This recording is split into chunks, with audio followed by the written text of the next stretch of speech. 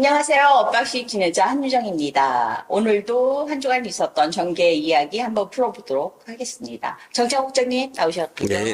강민구 위원장님 나오셨습니다. 정을 대보로 부르면 다 계셨습니까? 아니요. 운수 대통 하십시오. 감사합니다. 강민구입니다. 예. 위원장님께서도 운수 대통하시고 국장님께서도 운수 네, 감사합니다. 자, 동대구역 집회로 대구가 핫한 곳이 됐습니다. 네, 그 주변에 상가들이 매출이 그날 엄청났다고 해요. 저희 회사가 그 근처지 않습니까?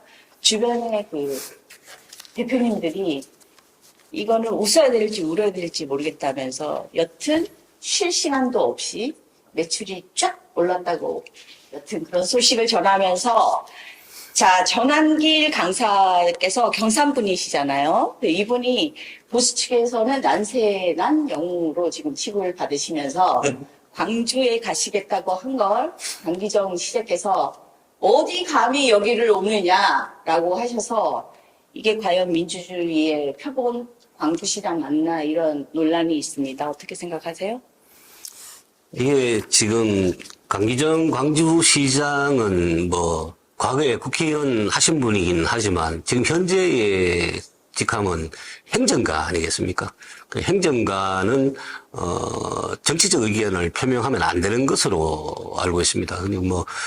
그런데 그러신 분이 극우가 감히 5.18 민주화 영령의 정신이 깃들어져 있는 광주에 와서 집회를 할 수 있느냐? 못한다. 그래서 이제 불허하겠다 이렇게 말씀을 하셨는데요. 이렇게 광주의 특성을 보면 거기서 시장을 하시는 분이 광주 시민들의 대체적인 의견을 대변해서 그런 집회는 할 수 없다라고 말씀하신 것으로 저는 이제 해석을 하는데요. 우리나라가 민주주의 아닙니까?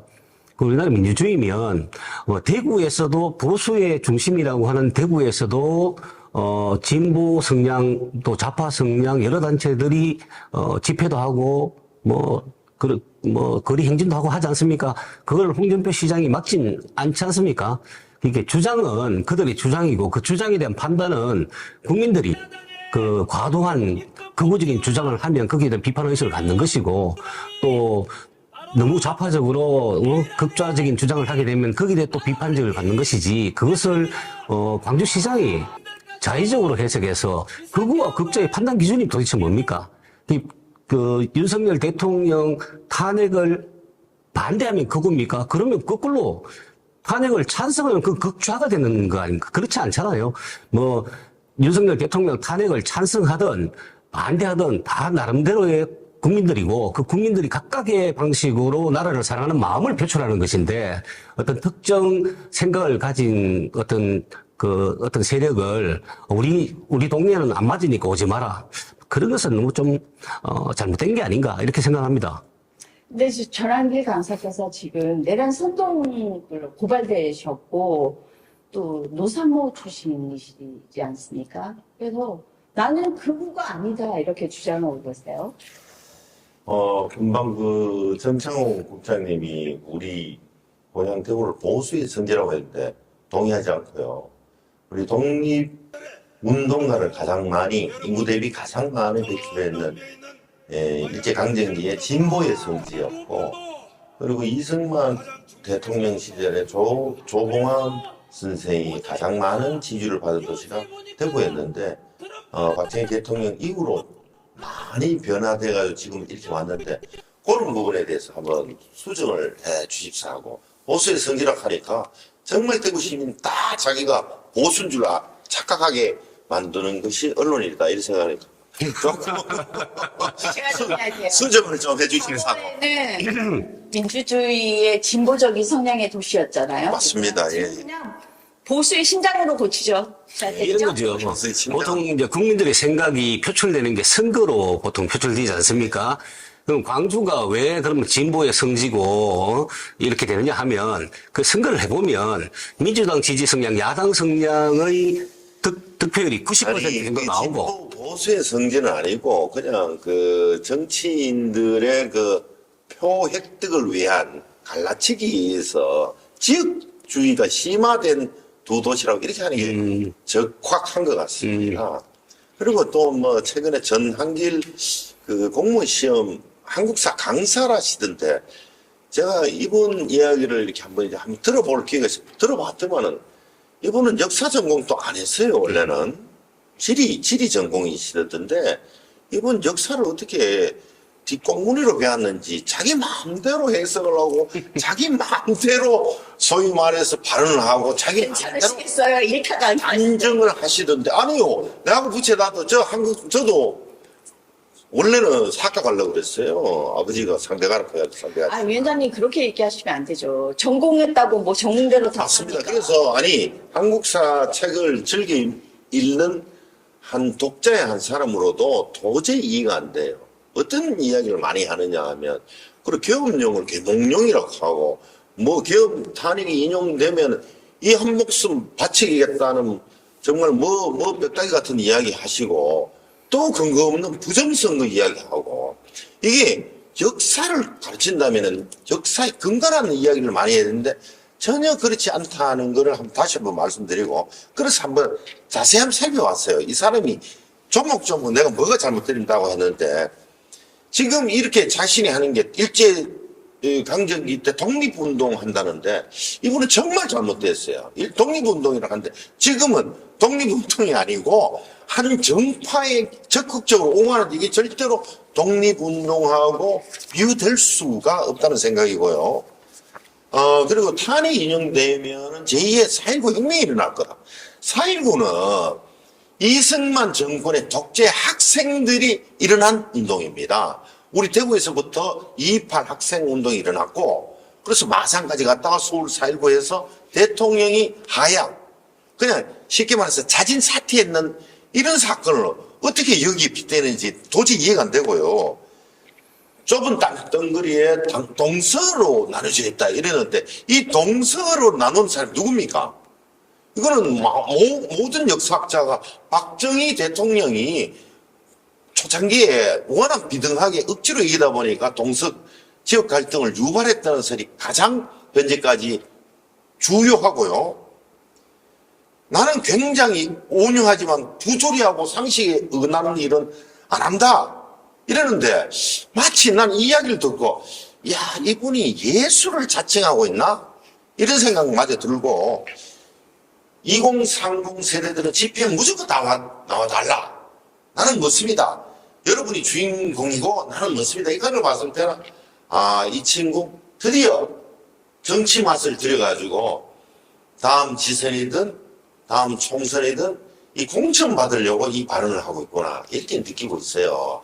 이런 역사 강사라는 이름을 해가지고 이래 되면 이분 경산 출신이라던데 이분한테 역사 가르친 경상고등학교 그 선생님은 정말 그 스승을 모욕하는 이런 행동을 하고 있어요. 아니 근데 됩니다. 지금 앵커 질문의 요지는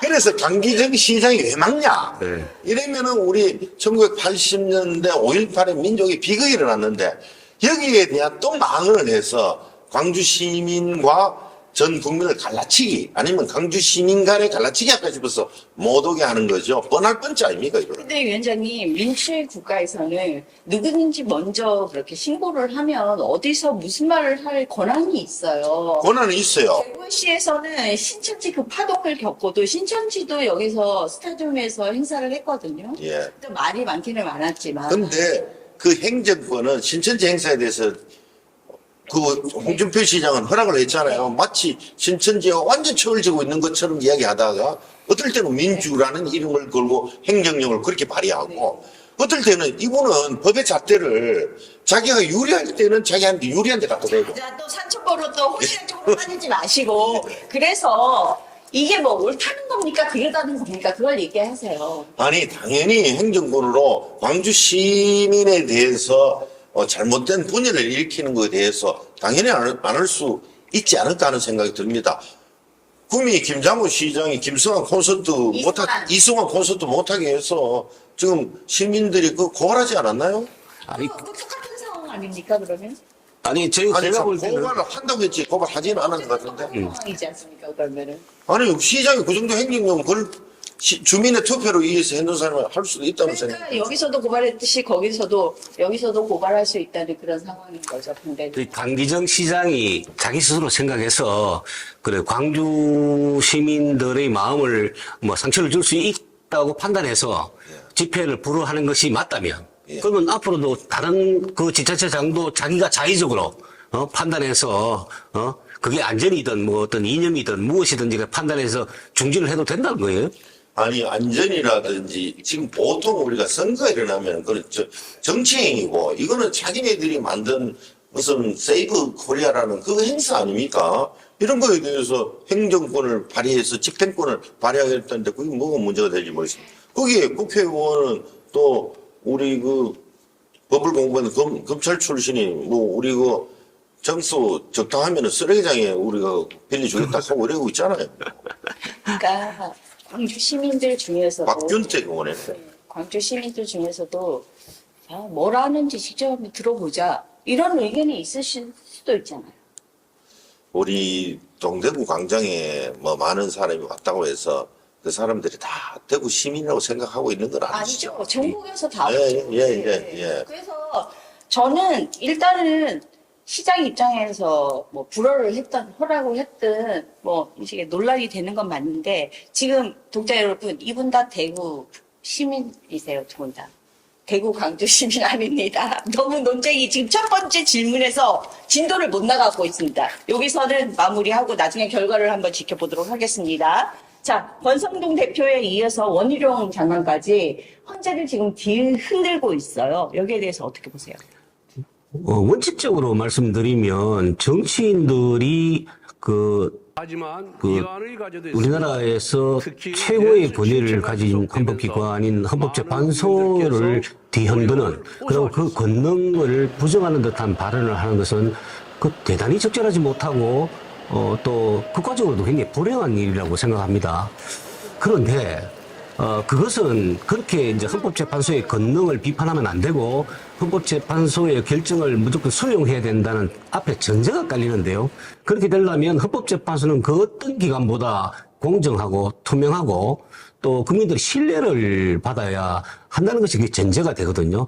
그런데 최근 그 헌법재판소가 스스로 어떤 자신의 어떤 권위라든가 신뢰도를 의심받는 어떤 그런 일들이 여러 발생했지 않습니까? 물론 이제 비판론자적인 입장이긴 합니다만은, 보면은 헌법재판소의 재판관의 구성 요건, 개인적인 성향은 뭐 차치해 두고라도, 그거는 양쪽이 똑같으니까요. 보수 성향은 좌파 쪽에서 비판하고, 좌파 성향 재판관은 또 보수 쪽에서 비판하고, 이게 양쪽이 되니까 개인적인 성향은 제가 차치해 놓고라도 그걸 운영하면서 이제 대통령 탄핵과 관련해서 운영하면서 헌법재판소법에 예컨대 어떤 형사재판에 형사사건 수사 중이라든가 어떤 그런 기록들을 또 송부받지 못하도록 돼 있는데 그것을 송부하고, 그리고 또 지금 현재 형사소송법상에서는 피의자 당사자가 동의하지 않으면 증거로 쓸 수 없다고 지금 법이 개정이 돼 있고 실행하고 있는데, 헌법재판소에서는 자기들은 증거 능력을 인정하고, 그래서 거기 항의를 하니까 박근혜 전 대통령 탄핵 때 했던 전례를 따르겠다 하는데, 그때 당시에는 형사소송법 개정이 안 된 상태니까, 그런데 지금 그걸 하겠다 그러고, 그 다음에 각종 형사소송법상의 피해자 권리가 있는데 이런 부분에 대한 적용을 완화하겠다 그러고, 그럼 그 근거가 뭐냐 하니까 거기에 대한 것은 증거에 대한 신빙성은 헌재에서 알아서 한다.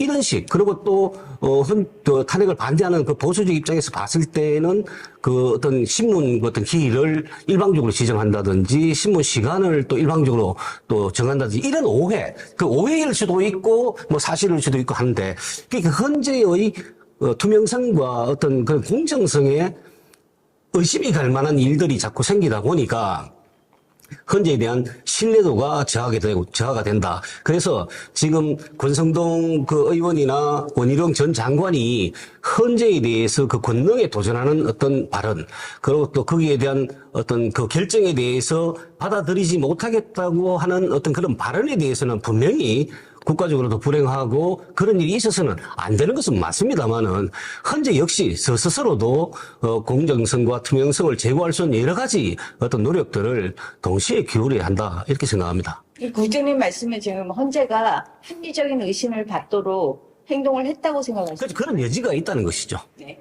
위원장님.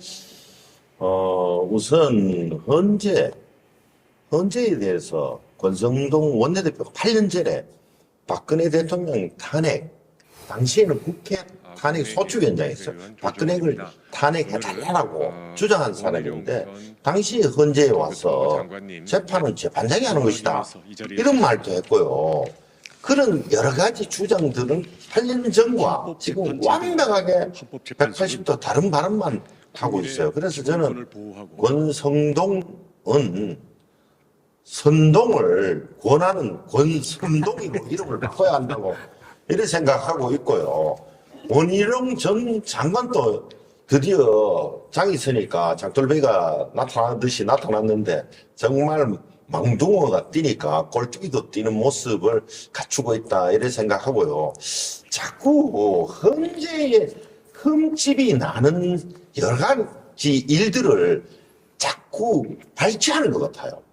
우리 통상 일상적으로 재판을 해보면 재판장 욕합니까? 판결이 나오기 전까지는 어떻게 하든지 재판장한테 잘 보이기 위해서 말도 조심하고 예의도 갖추고 이러는데 지금 국민의힘 쪽에서는 대놓고 재판장을 욕을 해요. 이거는 한판 해보자. 이판 사파이다. 이런 생각인 것 같아요, 지금.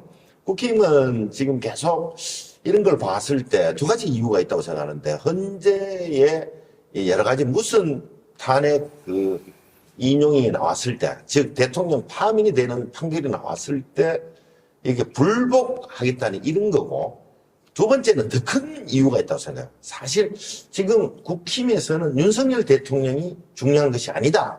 이래 생각하면서 탄핵 인용이 되더라도 이 재판, 이 인용에 계속 기한을 늦춰서 시간을 벌고 국민 여론을 계속 이렇게 조금 변화되는 것을 보고 정권 재집권하겠다는 이 목표를 향해 가고 있다. 이래 생각하고 있는 것 같아요. 그러니까 아멘 국힘에 있는 정치인하고 길거리에 지금 태극기를 들고 계시는 이런 분들하고 생각이 다른 거죠. 이 국힘은 윤 대통령은 어떻게 돼도 상관없고 우리가 재집권하는 데 신경이 가 있는 거고 진짜 거리에 있는 분은 진짜 윤 대통령 탄핵되면 안 된다라고 하고 있는 분들의 조만간에 이분들의 새로운 재대결이 시작할 것이다. 이래 저는 확실합니다. 아까 위원장님께서 권성동 의원 얘기를 하시면서 수년 전에는 다른 이야기를 8년 전입니다. 했잖아요. 예. 제가 매번 말씀드리는데 네. 말씀드렸잖아요. 단기 기억 상실증. 그때 달라요. 뭐 아시면서 또 새삼스럽게 그러세요. 자, 8차 이제 변론까지 갔습니다. 고수를 지지하시는 분들은 조기 대선 없다라고 굳게 믿고 계시고 반대쪽에서는 당연히 탄핵될 것이다 이렇게 주장하고 계시는데 어떻게 될 것 같으세요? 제가 요즘 정치권에서 많이 거론되고 있는 천공이나 이런 분들, 비단아씨 이런 김창호 법사님? 이런 분들처럼 지금 미래를 내다보는 예지력은 없으니까 뭐라고 단정적으로 말씀드릴 수는 없는데 지금 이런 거죠. 한 예를 들면요. 지금 탄핵을 찬성하는 쪽과 반대하는 쪽이 세력화돼서 지금 치열하게 자기들이 바라는 헌재 결정을 이제 유도하기 위해서 나름대로 이제 충돌하고 있는 거 아닙니까? 법조 출입 기자들의 어떤 이런 의견들을 얘기를 들어보면 과거 8년 전인가요? 박근혜 전 대통령 탄핵이 처음 이루어졌을 때, 초창기 때, 헌법재판관, 그때도 8분이셨는데, 그때 초창기 때의 탄핵 찬성이 5명, 반대가 한 3명, 이 정도 구성이 됐다 그래요. 제가 그때 당시에, 서울 출입 기자가 아니었기 때문에 저는 알 수 없지만, 그때 당시에 서울 법조 출입 기자들 이야기를 들으면 대체 그랬었어요. 근데 그때 당시에 국민적 분노가 워낙 컸고, 그러다 보니까 최초에 반대 입장에 섰던 헌법재판관들도 시간이 지나면서 국민적 여론, 다수의 국민적 여론이 그렇다는 걸 보고 생각이 바뀌어서 결과는 8대0 나왔었거든요. 근데 지금도 최근에 얼마 전에 또 이제 그러다 보니까 윤석열 대통령 탄핵이 결정되고 소추안이 결정되고 난 다음에 최초에는 5대3 정도의 어떤 그런 의견이 보였다. 이렇게 보인 거예요. 그러니까 국민의힘에서는 지금 현재 분위기는 그때 박근혜 탄핵 때 분위기와 지금의 분위기는 확연하게 다르다라고 보기 때문에 헌법재판관 3명이 그전 박근혜 전 대통령 탄핵 당시에는 3명이 입장을 바꿀 수 있는 그런 구도와 분위기였지만 지금은 그런 구도와 분위기가 아니지 않느냐. 그렇게 더 몰아붙여서 헌재가 함부로 결정을 할 수 없도록 하자. 뭐 이런 거에 지금 이루어져 있거든요. 근데 이제 이쪽 주장이든 저쪽 주장이든 어떻게 될 것인지는 뭐 헌재 결정을 봐야 알겠습니다만은, 탄핵이 기각될 것이다 하는 그도 좀 지나친 단정인 것 같고요. 탄핵이 인용될 거라는 것도 100% 보장할 수 있는 단계는 아니다. 이렇게 봅니다. 에이, 재미가 없습니다. 예. 위원장님. 아니, 이번 탄핵은 아주 심플합니다. 사실, 박근혜 대통령 때는 최순실 게이트라고 해서, 이게 또 노트북이 언론사에 흘러들어가지고 이게 터졌다. 이렇게 했는 조금 모성이 있은 거에 비해서, 이거는 전 국민이 TV로 경훈이 국회에 총 들고 들어간 걸 다 받는 사건입니다.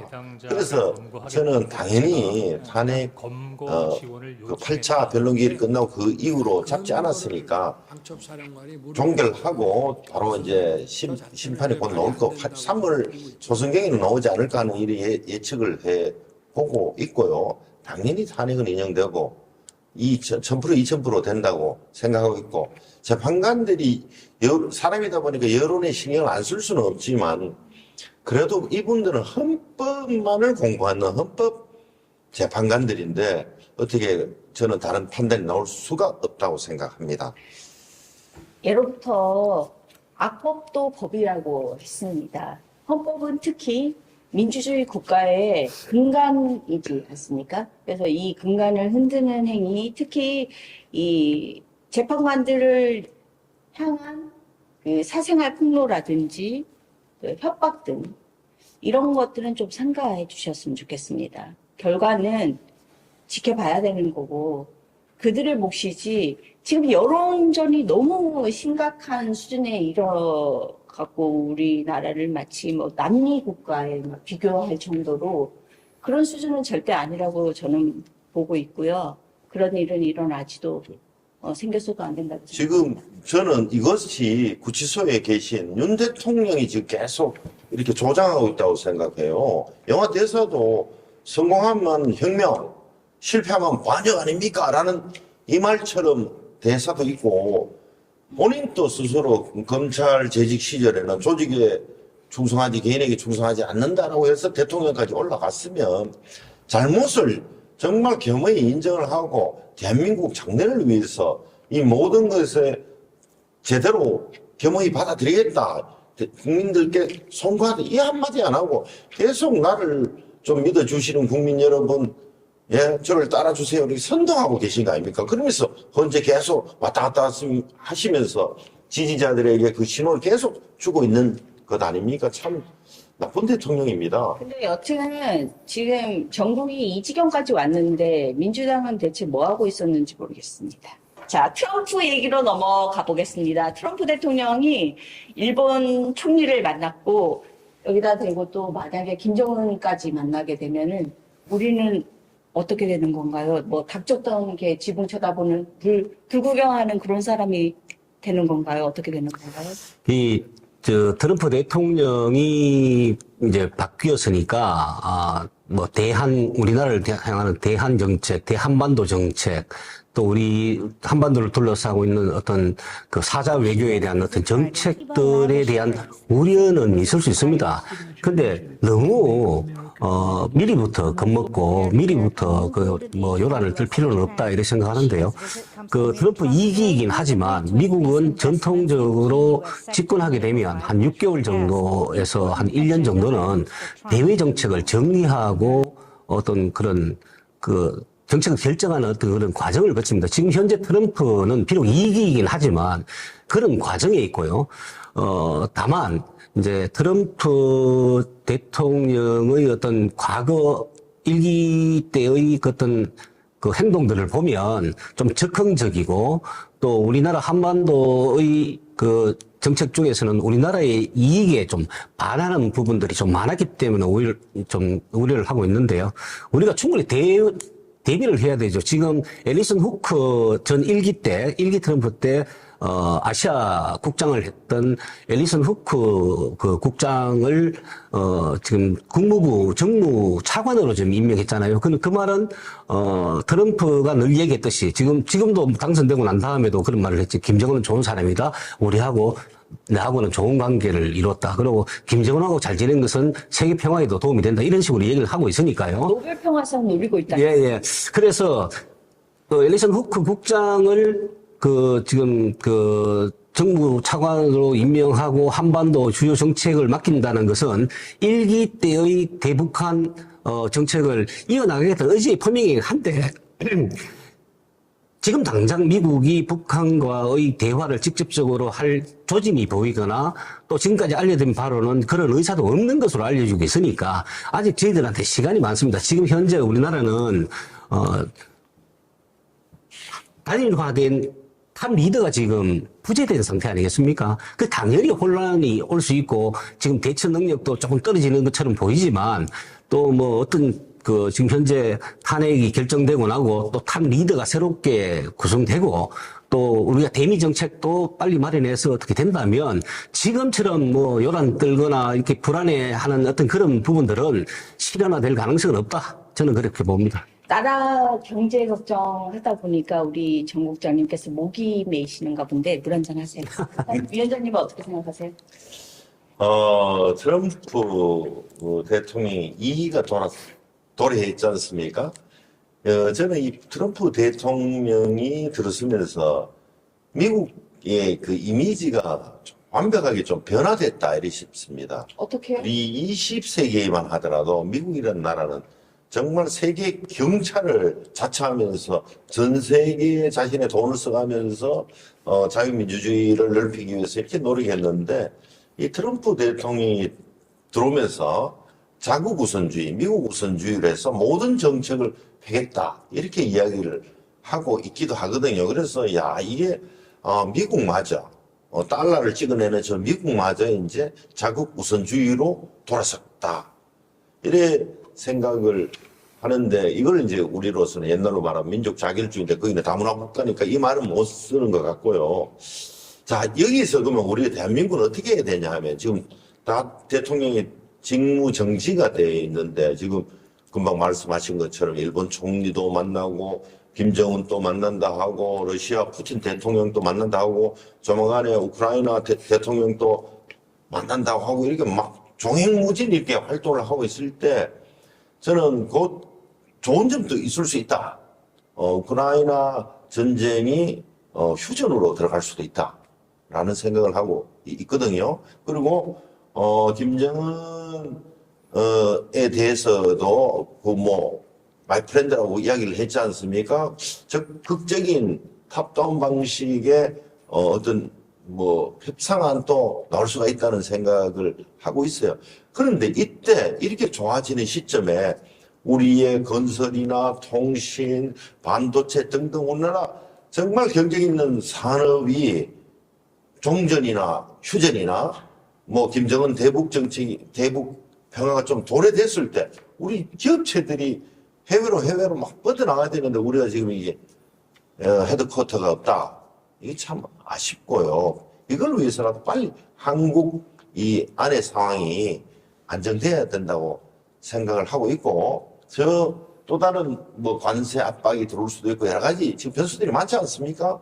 저는 이런 거에 대해서 빨리 정상적인 경제팀이 가동이 되고 기업이 자유롭게 활동할 수 있는 그런 것을 만들어주는 것이 자유민주주의예요. 자기 멋대로 하는 게 자유민주주의가 아니고 그렇게 하다가 본인은 구치소에 들어가 있지 않습니까? 안방에 들어가 있는데 좀 빨리 해결책 스스로 마련해 주시길 바랍니다. 제가 트럼프 대통령 영상에 달린 한국인의 댓글 하나를 소개해 드릴게요.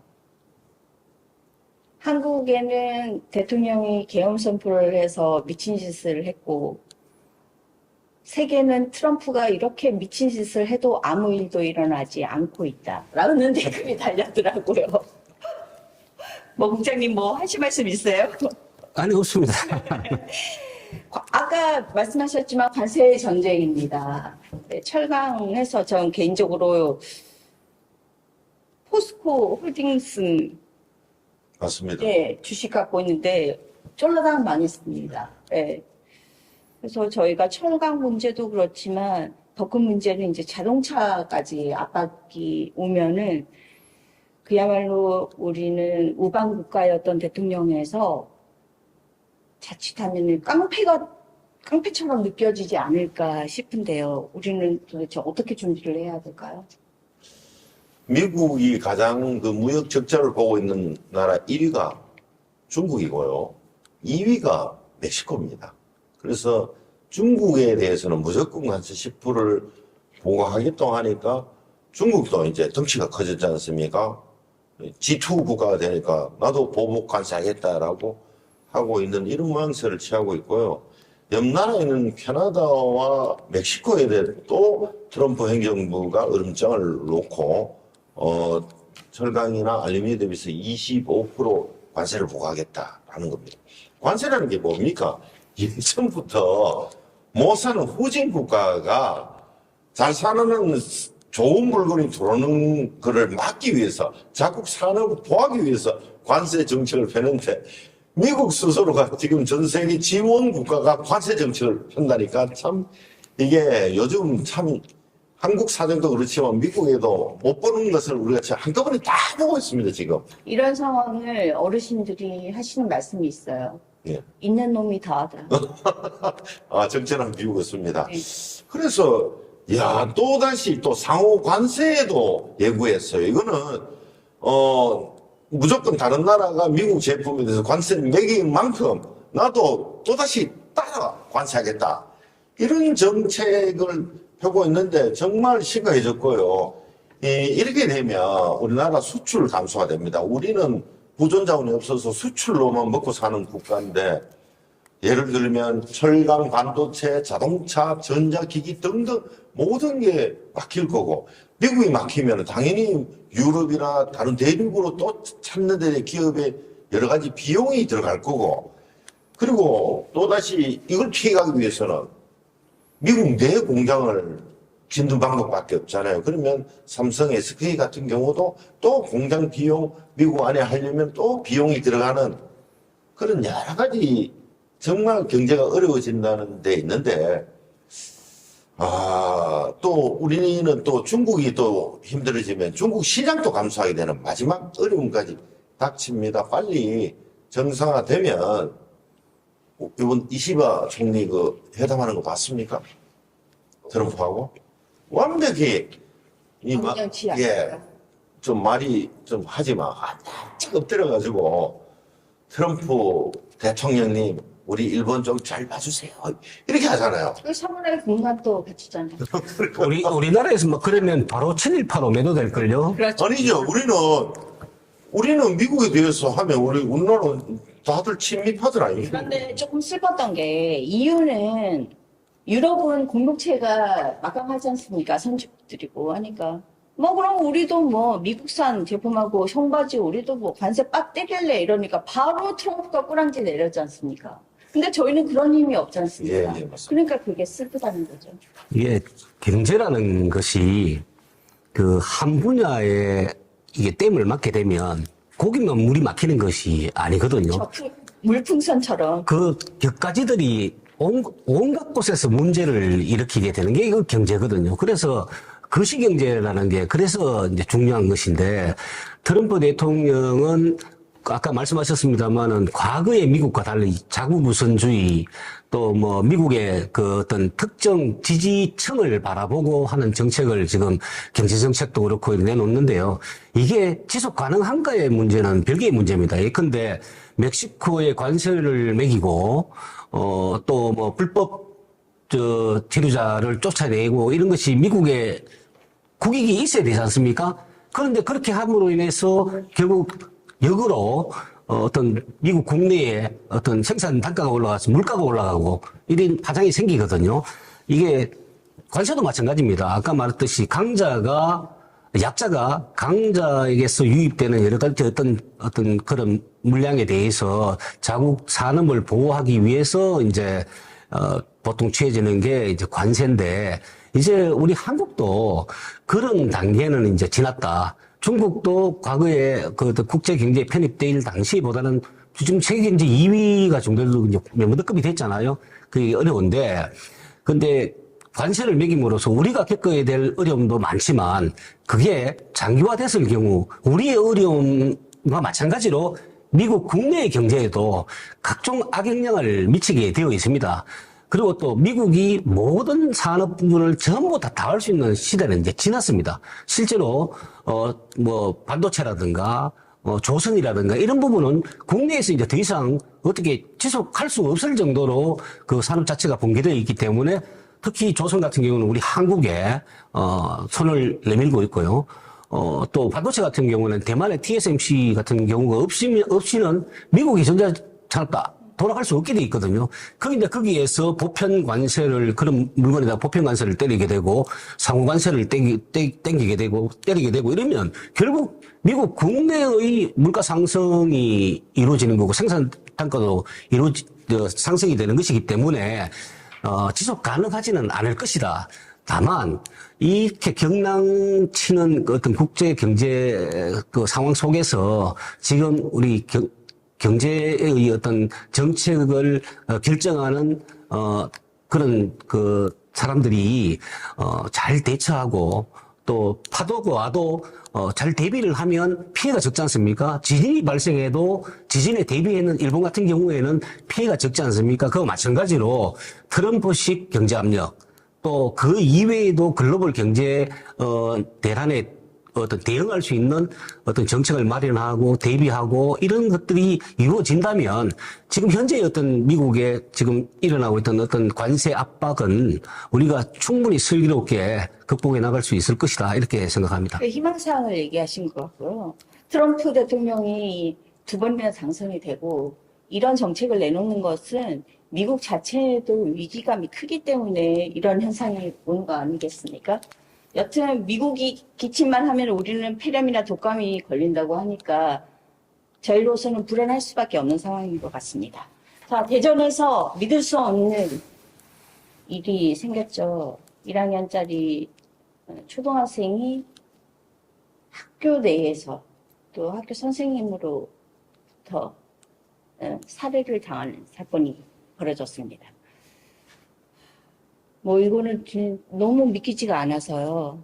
근데 그 선생님께서 차를 몰고 나가셔서 주차를 하고 인근 마트에서 칼을 사서 오고 또 다시 학교로 들어가는 그 CCTV 영상을 보는데, 근데 겉보기에는 정말 너무 멀쩡한 40대 선생님이셨어요. 아줌마였고, 그리고 9학번이라고 해요.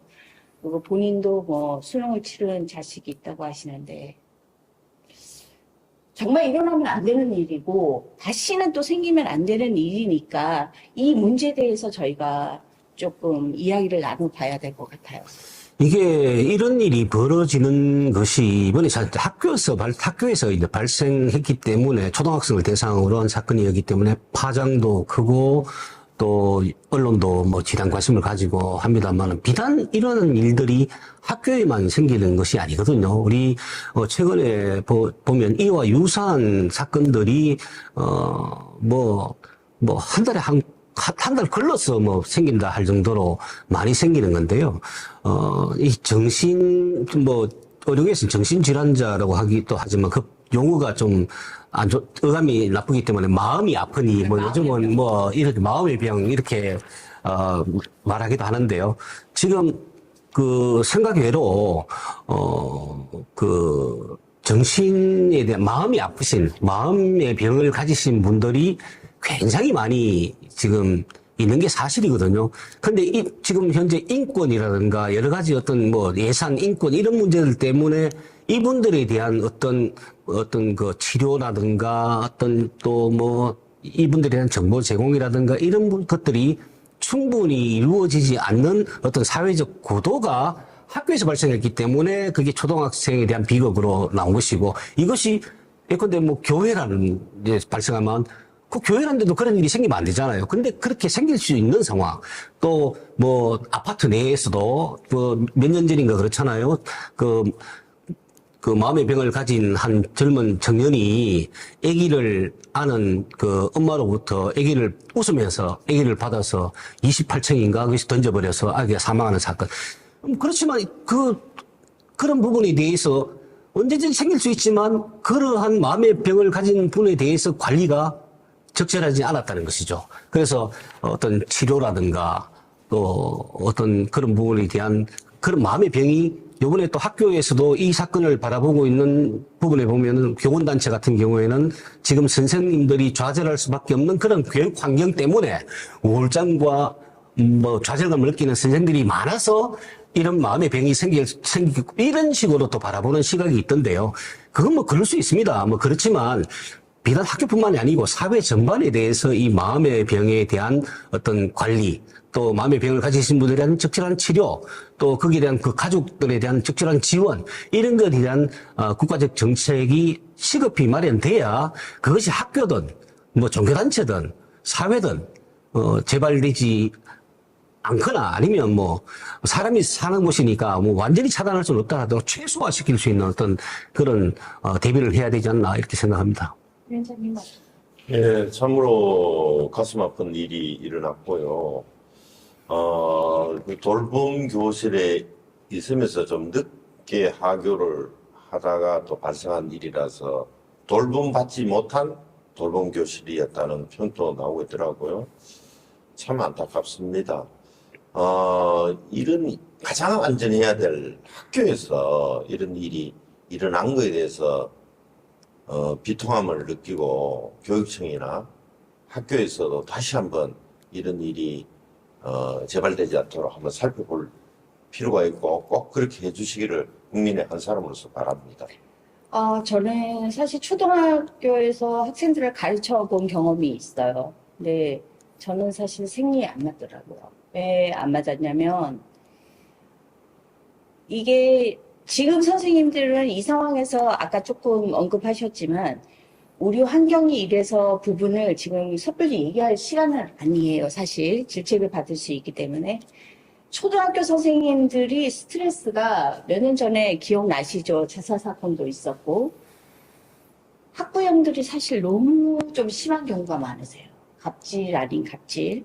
옛날에 뭐 선생님의 그림자도 밟지 마라 그런 얘기는 없어요. 좀. 근데 스트레스가 많다고 해서 선생님들만 스트레스 받는 게 아니지 않습니까? 근데 관리를 충분히 못했다는 거죠. 사실은 예를 들면 성당에서 근무하시는 신부님도 온갖 신자들의 그 고된 얘기, 힘든 얘기, 힘든 얘기 들으시잖아요. 근데 그분들은 또 이 성사를 보시겠지만 그런 분들도 그분들도 범죄를 저지를 수가 있잖아요. 인간이니까. 그래서 이걸 왜 증거가 있었는데도 불구하고 이거를 관리를 철저히 못했는지가 정말 너무 아쉽고요. 다시는 이런 일이 누구 지금 탓을 할 때가 아닌 것 같아요.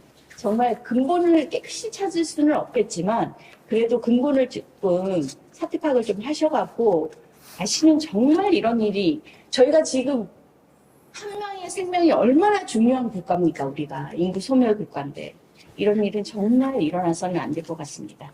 우울한 사람은 분노가 있다고 합니다. 인구의 4% 정도가 소시오패스라고 합니다. 우리는 그들의 분노를 귀담아 듣지 못한 것 같습니다. 우리의 무관심과 이기심이 이 불행을 막지 못했던 것은 아닐까요? 오늘은 여기서 정리하겠습니다. 감사합니다.